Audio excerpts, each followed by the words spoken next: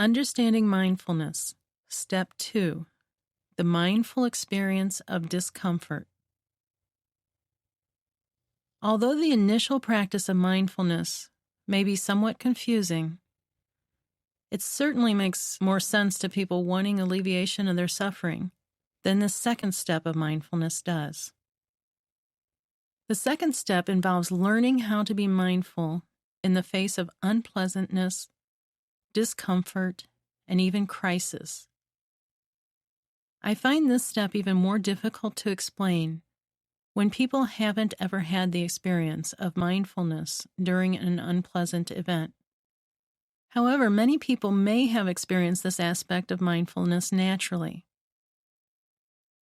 For instance, I have had numerous clients with anxiety disorders who have told me, "When I am in a real crisis, I am very calm and focused. I am able to take care of the situation. But the fear of something happening paralyzes me and I can't function." This is a good example of how problems are magnified by how we think. The larger part of our suffering is mental suffering, which magnifies the physical suffering or discomfort we experience.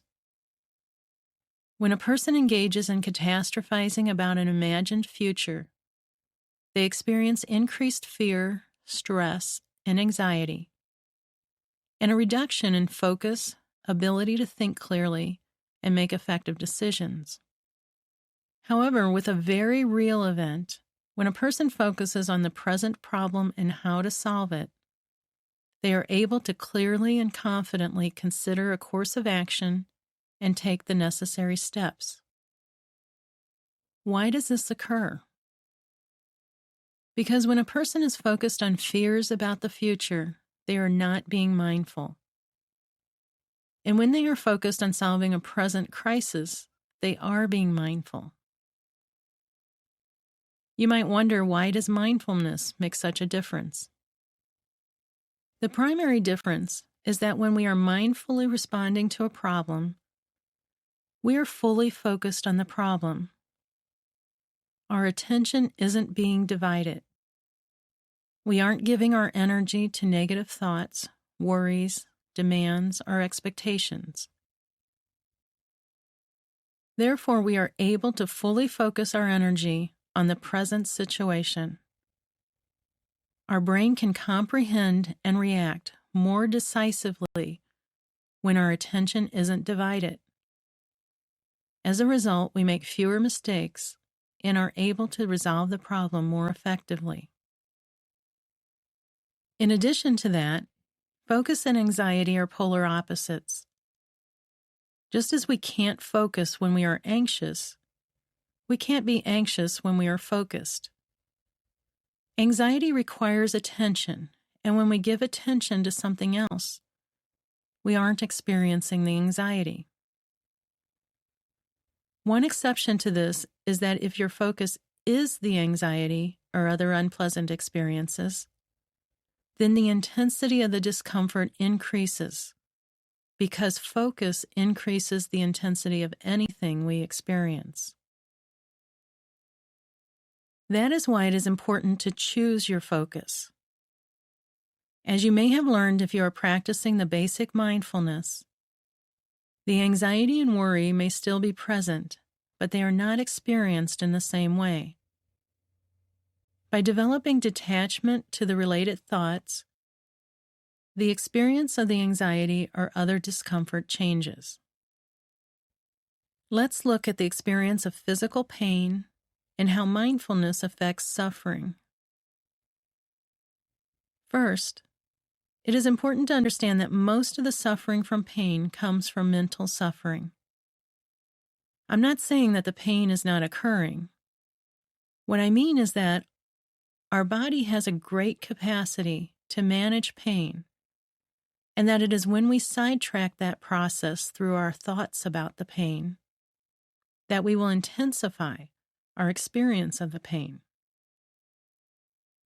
In fact, our brain has mechanisms in place to cope with pain that we can enhance through the process of mindfulness. Specifically, the brain is able to decrease the messages from the nerve endings so that we don't experience the pain as intensely. The brain is also able to release endorphins, which are natural painkillers like morphine. However, being unmindfully focused on the demanding, negative thoughts can prevent this process from occurring. As a result, we will experience the full intensity of the pain. You may already understand this concept at some level. For instance, you may know someone who experiences a great deal of pain, and yet it doesn't seem to affect their life, whereas it may have a devastating impact on someone else. Why is that? Frequently, we hear people say that a person has a high tolerance for pain. What exactly does that mean? It most likely refers to that person's ability to focus in a mindful way, whether that person was trained to do so or knows how to do it naturally. As a result, the brain's ability to tolerate pain and discomfort is enhanced. The good thing about the fact that some people can do this, and that it is based on their ability to engage mindfully, is that it means that most of us can learn to do the same thing. We just need to develop our mindful ability, which means we need to first understand how to identify and manage the mental suffering that is such a large component of the inability to tolerate pain and discomfort.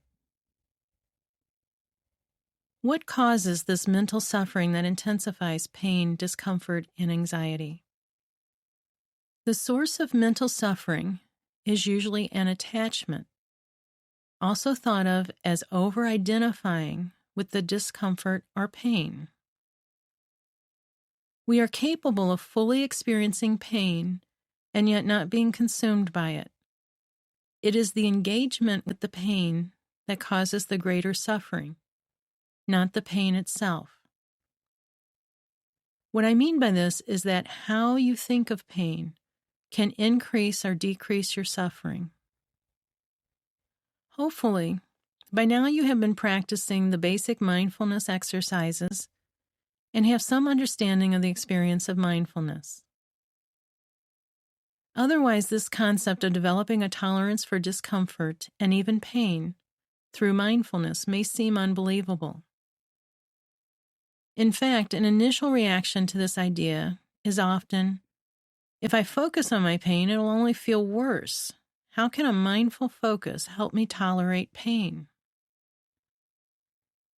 The answer to this question takes us back to an earlier concept I discussed in the first audio. The issue is not the focus on pain, but how you focus on it that makes a difference in whether it is more or less tolerable. For instance, often when people focus on pain, they focus on how intolerable it is. I can't stand this. It is horrible. I have to find a way to stop it. I can't live like this. This focus on negative evaluations of the pain tend to make you more aware of how miserable the pain makes you feel, which has the effect of increasing the experience of the pain. This focus is a message that you are sending to the brain saying, "This is important, pay attention to it." As a result, the brain does not mobilize its resources to manage the pain, and instead focuses more on the pain, which intensifies the experience of it. I am simplifying a very complex physical process here, but in effect, that is what occurs. Think of it this way. It is very natural to breathe. You don't have to think about it. Your brain does it automatically. However, you are capable of overriding that process by deliberately holding your breath. In effect, when you hold your breath, you are telling your brain to stop an automatic procedure. That is similar to what occurs when you focus on pain or other discomfort. This process is what I mean by attachment or over-identifying with the pain. When a person sees the pain as the entirety of their life, it becomes their entire life, because that is the message they are giving their brain. Pay attention to this, it is important. If you have been practicing the basic mindfulness, by now you may be realizing how mindfulness affects this process. As I indicated in the first audio, the core of the basic mindfulness practice is learning how to refocus your attention when distracted by irrelevant, demanding, or negative thoughts. So basically, you are telling your brain, I understand that thought is there, but right now I am focused on this. As you become more skilled with mindfulness, the brain becomes less insistent with the thoughts, because it is getting the message from you that the thought is not important to you at the moment. As a result, mindfulness helps the brain to utilize its natural resources to cope with pain and discomfort. Instead of giving the brain the message to focus on the discomfort, mindfulness gives the message to focus on whatever the present focus may be. The brain then directs its resources to manage the discomfort so that you are able to engage fully in your present experience. The interesting thing about a mindful focus on something that is unpleasant is that it somehow changes the experience so that it is not so unpleasant. I can't explain how this occurs, only that it does. For instance, if you have an unpleasant task that causes you discomfort, and you are thinking about how much you dislike it and don't want to do it, you are likely to experience the full discomfort of that task. However, if instead you focus on the task itself, the process of doing it, you are likely to experience the task in a different way. You may not even experience it as an unpleasant task. Instead, it just is what it is.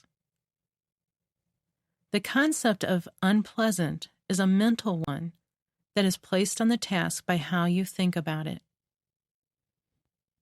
This is the core of detaching from an experience. When you engage in the task without the evaluative, demanding, negative thoughts, it detaches you from the situation, which often changes your experience of it.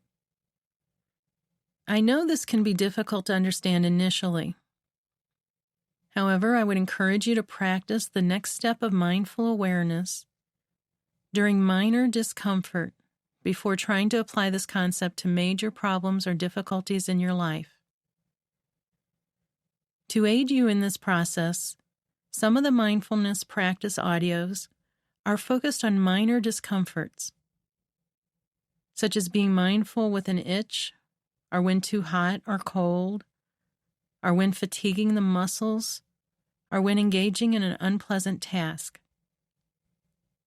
Begin to add this type of mindfulness practice into your daily practice. Continue to practice the mindfulness 10 to 15 times daily. Other than the content of the mindfulness, this type of practice is exactly as you have already been doing. For instance, if you are mindfully focused on an itch, when a thought such as, I can't stand it, I've got to scratch, comes into your mind, just allow yourself to gently refocus back to the experience of the itch without scratching. Over time, you may notice how the experience changes when you don't have the demand that you have to stop or prevent the discomfort. When you focus mindfully on discomfort or unpleasant situations, continue to limit the length of time to a minute or so. However, with your practice of pleasant or neutral events, you may increase the length of time you mindfully focus. You especially want to increase your time if you are not as easily distracted by thoughts. As I have said, the main goal of mindfulness practice is to learn how to refocus. This is the skill that will aid you in many aspects of your life. So you want to gradually increase the length of mindful focus so that it continues to challenge you with distracting thoughts, so that you can practice the refocusing. Again, give yourself time to practice this aspect of mindfulness. Don't expect changes to occur right away.